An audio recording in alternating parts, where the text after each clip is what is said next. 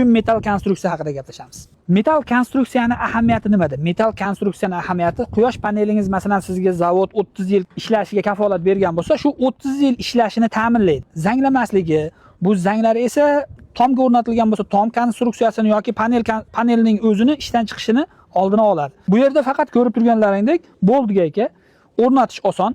Как Lego singari terasiz. Bu ancha mehnatni yengillashtiradi va mustahkamligini oshiradi. Masalan, qayerdadir siz metal konstruksiyani svarka qilib tayyorlab keldingizda va tom qismiga qo'yganingizda siz aytgan burchak chiqmadi. Buni shunday joyida bo'shatasiz, qo'yib yuborasiz.